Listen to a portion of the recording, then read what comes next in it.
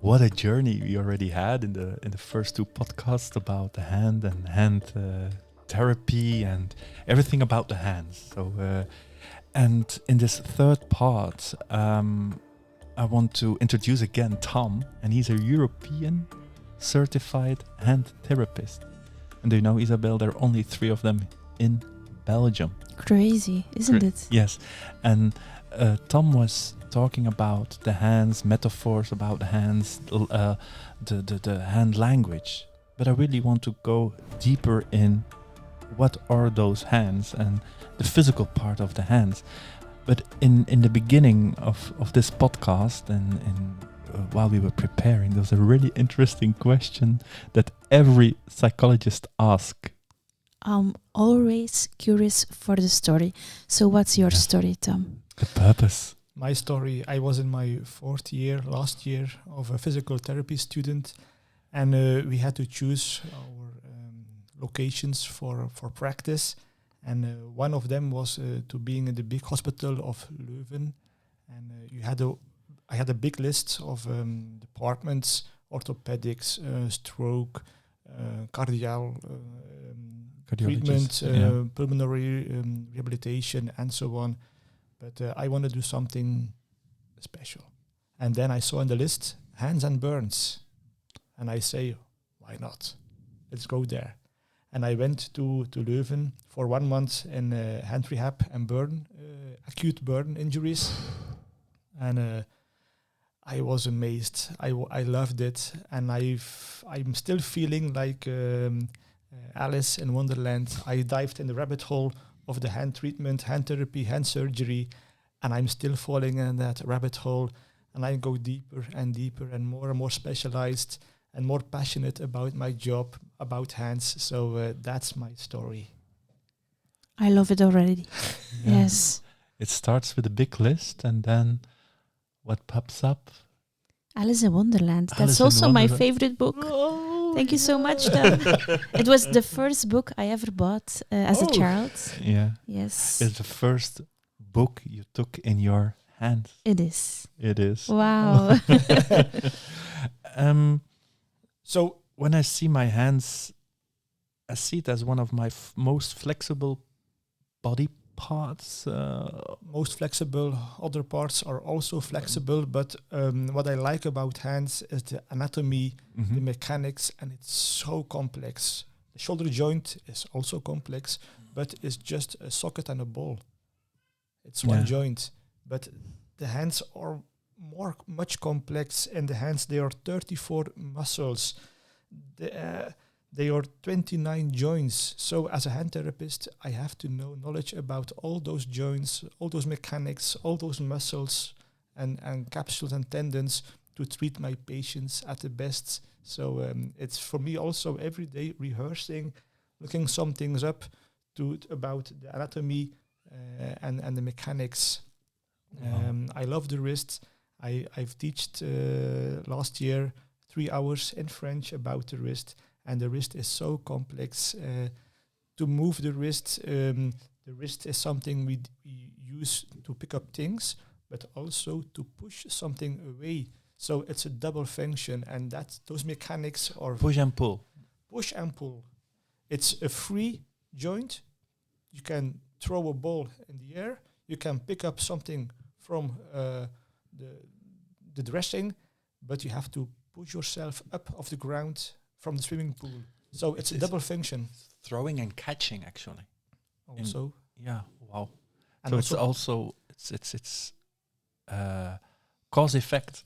Cause and effect. And the effect is the cause and the cause is the effect. It is. I really have a question that pops in my mind again. Are our hands really unique? Like in the police, they take your fingerprints, but are there never any mistakes possible? No. Our hands are very unique in function, and especially our skin is also unique. The skin of our hands is a bit thicker than the other skin because for the function you have to grab something that is very rough or slippy, and our fingerprints are unique. That's why they take your fingerprints, because they are unique. Even from twins, it's appeared that it's different. Yeah, but the function is an anti-slippery. Yes, and slippery. And for example, if you take a bath, a hot bath in winter, after a long bath, your fingers are a bit strange. They are You look white, older. look older, but that's also a function. They've got the function of a rain tire. If you've got a rain tire, snow tires, the grooves are very deep. Yes. That's the same function of your finger. You got more friction, so you got more stability. If you grab something, that's nature. Amazing. Yes. Truly amazing. And I love taking baths, so I will find out very soon again. But you look older because of the hands, but you feel younger when you come out of the bath. So it's a paradox again. No, anatomy, our hands are very special. Like I told in the previous podcast, our thumb is very special. It's opposable. Also, we've got extra muscles, like the thumb muscle to bend our muscle, but also our joint, but also we've got remnants of our periods as a monkey in the trees. Mm-hmm. Some people still have those muscle on both sides. It's if you place your thumb and your wrist is a bit flexed and you go with your thumb to your pinky finger in your wrist crease, you can see a tendon coming up. That's the tendon of the palmaris longus, and that's a remnant of This one. Yes, this one. So people in the car, be careful. Do it later. People. That's a remnant of our period as a monkey in the trees, because that function was have a good grab fixation on the trees. So that's the proof of Charles Darwin. Yes, and some people still don't have two of them. Others have one of them, and others don't have them anymore. And people who have two of them, can they do something more than others? Not really, but it's a spare part. It's a spare part. If a tendon is ruptured and so severely damaged, they will use that tendon as a substitute for the real tendon. So our body is full of spare parts. It's one big toolbox. You can use that. Okay. But sometimes I can't use my hands at all. When I wake up, they are sleeping. How's that possible? Sleeping hands. That's a nerve problem. That's carpal tunnel syndrome. And around 5 o'clock, normally, your fingers are... I had it when I was pregnant, so I don't have it anymore. So it also can be through the hormones. All right, yes. Some things are in the female or hormonal changes can be having an influence on your hands and giving some pathologies like Ducker-Van disease. It's tendon pathology on the thumb side, and there are influences of hormones also into it.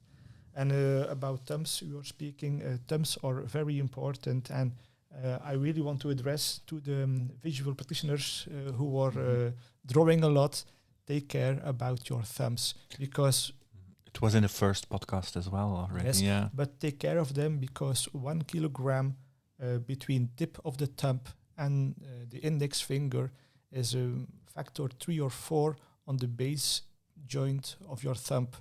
And if you've got some laxity, you can develop an early stage arthrosis. So you have to think about how your thumb is positioned, and if you have to press hard on something, think about how can I do it differently. So when you put hard on something, it means that twice or triple effect on 1 kilo between tip and thumb is factor 3-4, so 4 kilos on the base of the thumb. So even I would put pressure just by pinching. Pinching. So it means so get a loose feeling with your marker, and then Okay, so it's technique. It's technique, and if you are in a hurry or a bit angry, you're pressing harder. So you don't need to do that. Think about your thumbs also in daily activities. Like you work in the kitchen. I can imagine that some of my colleagues will think now, oh my God, I have to change my technique. Yes. I'm already thinking about that. Yes. Are there any exercises you can perform for training your hands, making them stronger, for example, or more resilient for health issues? Of course, you can train lots of things. First of all, doing sports or an activity is for the whole body and mind very good. So come out of your room or chair and start moving.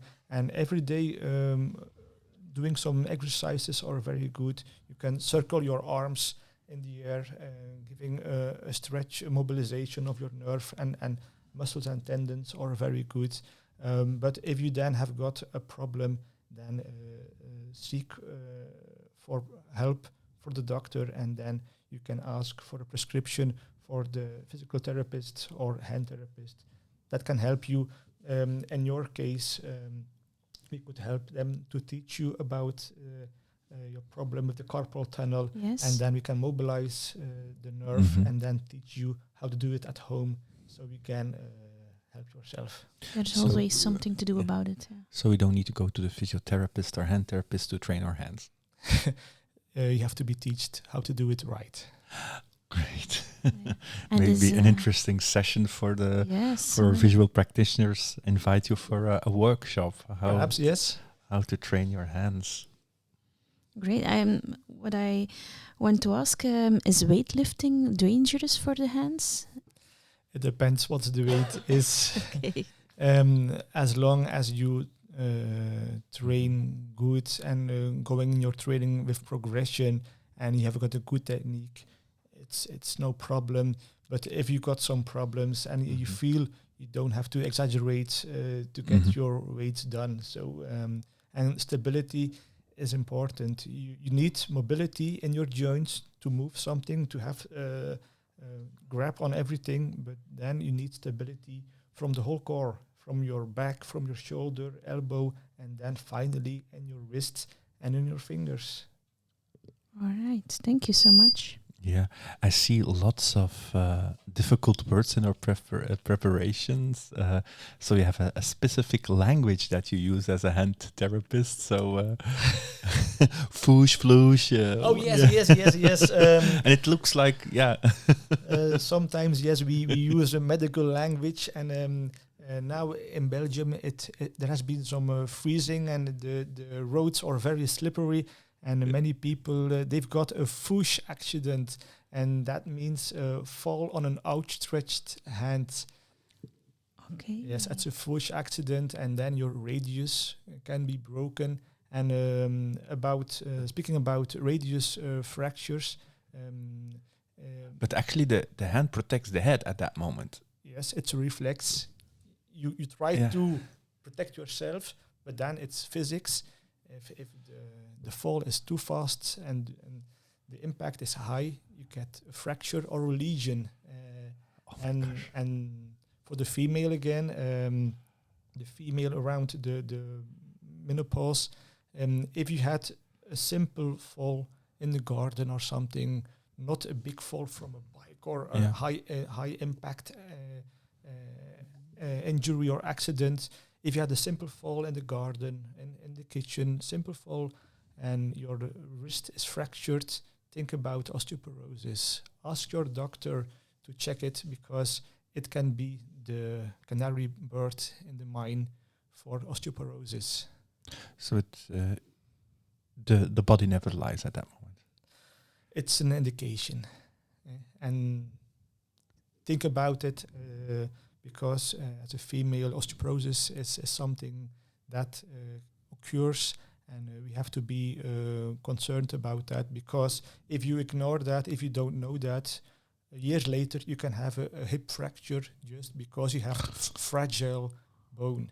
So train that hand, be aware of this. Not training, it just be aware. Be aware of it, and ask about your bone condition to the doctor. Do a test. If it's good, then you got a benchmark for later studies about that. And that's about the foosh accident. And this year I made a new term.